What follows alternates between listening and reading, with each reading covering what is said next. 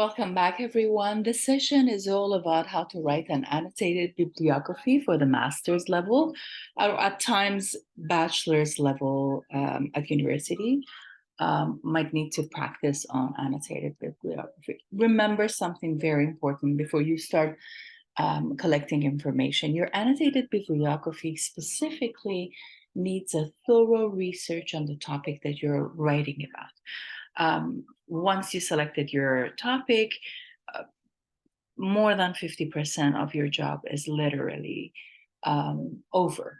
You only need to start collecting information and write down the summary and your justifications or your analysis right after that. An annotated bibliography specifically, it is considered as an alphabetical list of research resources. You need to remember that bibliography data or annotated bibliography specifically will bring a concise, precise, and direct summary of each source and some assessment of its value or the relevance to that end. Depending on your assignment in any level, either undergraduate or postgraduate level, annotated bibliography may be one stage in a larger research project, or it may be an independent project standing on its own. For example, your professor might need to ask you to write down it's just a simple 5 component or 10 component or more as annotated bibliography. How can you select your sources or select your sources is very important. The quality of the relevant or usefulness of the bibliography, it all depends on how thorough your research selection might have been. You need to specifically define the scope of your research carefully. Usually annotated bibliography is an assignment given before you start doing your research to that end. So that you can make your judgments about what you need to include, what you need to exclude from your research paper. Your research should be complete, should be reasonably comprehensive with a specific defined boundaries. You need to consider a question or list of questions to help you to find appropriate limits. We call it rationale or the question of rationale. You need to ask yourself, for example, what am I or what problem am I investigating? What questions am I trying to pursue? And if specifically your bibliography is a part of the research project, then the project will probably be governed by the research question. If the bibliography is an independent entity, completely as a separate project on a general topic, for example, Aboriginal women or Canadian law. For example, if you reside in Canada, you need to try formulating your topic as a question or a series of questions in order to define your research more specifically or more precisely. You can ask, for example, how has Canadian law affecting Aboriginal women changed as a result of a Charter of Rights and Freedoms? Or how have these changes affected Aboriginal women? How have Aboriginal women influenced and responded to these legal developments? So, what kind of material am I looking for? It is very important. Is that a journal or academic paper or other research papers that are done that you're reading and embedding or citing and referencing? Are they considered as government reports, policy statements? You can also ask yourself, am I finding essential studies on my topic? You need to read the footnotes in useful articles carefully to see what sources they use and why, and keep your eye out for studies that are referred to by several of your sources. How you need to summarize your argument is another important step. Annotated bibliography is briefly the summary that is restating the main argument of the sources that you found.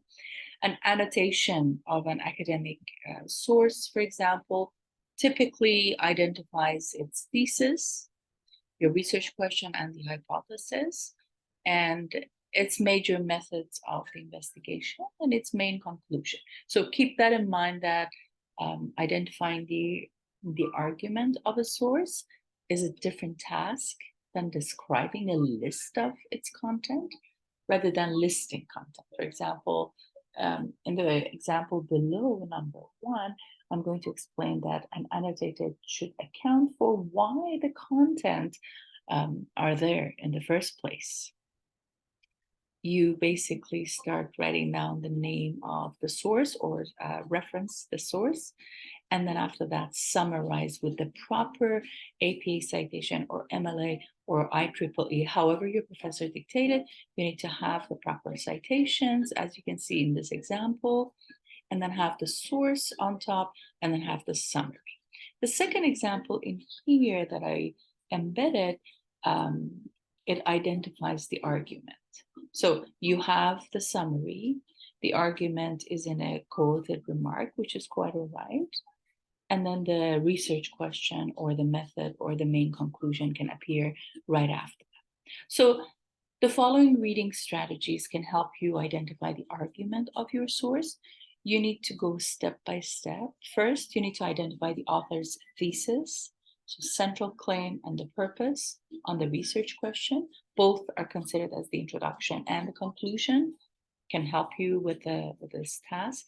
So you don't need to read the article of 900 pages. Just by the introductory, abstract, introductory, and the conclusion will give you a better understanding if that specific source is applicable and appropriate and relevant to your research topic. You need to look for the repetition of the key terms or ideas.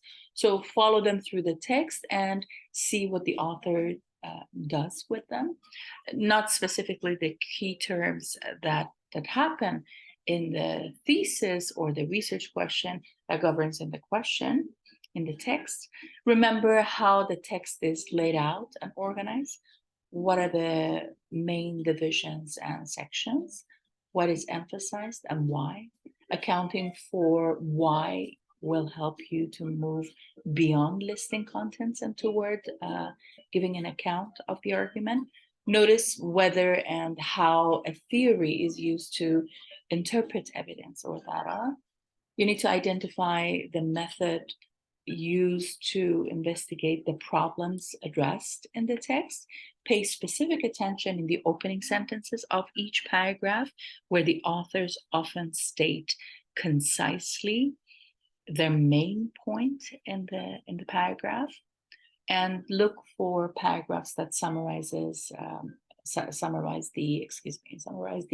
argument.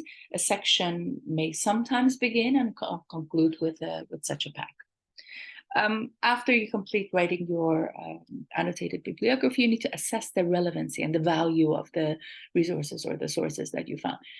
Your annotated bibliography or your annotation should now go as a briefly assessing the value of the source of an investigation of your research question in the paper. If your bibliography is part of the research project, briefly identify how you intend to use the source and why. If your bibliography is an independent project, you need to try to assess the source's contribution to the research of your paper. So you need to ask yourself a question: if you're interested, are you interested in the way that the source frames its research question, in the way that it goes with answering it, like as a method? Does it make new connections or opens up new ways of seeing a problem? For example, bringing the Sparrow decision concerning Aboriginal fishing rights to bear on the scope of the women's rights. So some relevancy and some connection in here.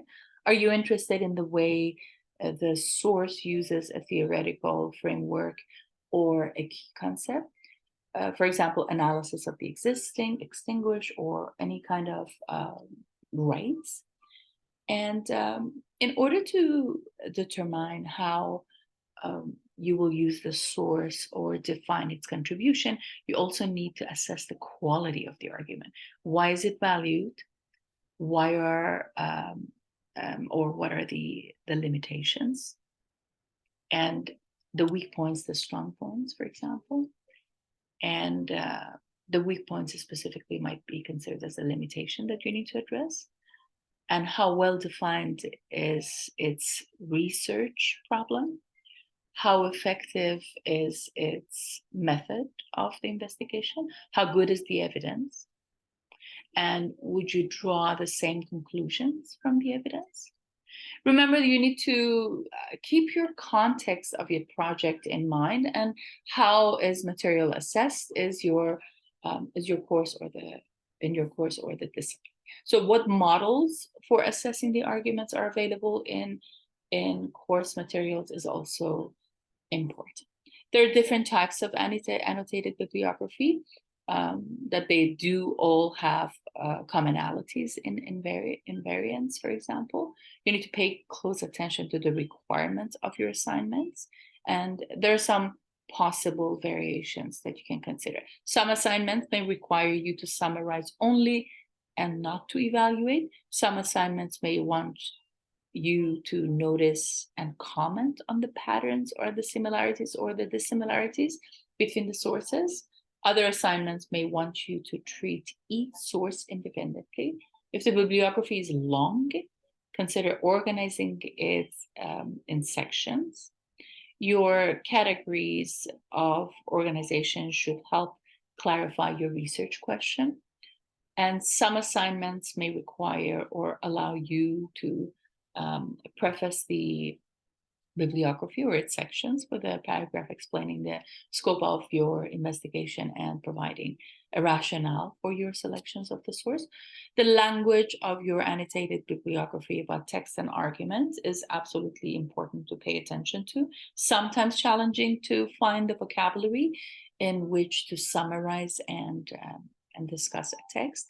There is a list of some verbs for the taxonomy for referring for text, and ideas that you might find useful: account for, analyze, argue, assess, assert, assume, claim. You can save this video for later on practices, and then you can use all these verbs: clarify, compare, conclude, criticize, defend, define, demonstrate.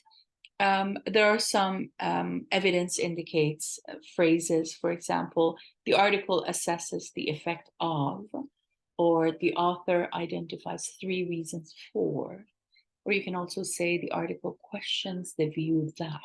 So start with these phrases and use these verbs. By saving the video, you can also share it with your friends. More than welcome to use these sources.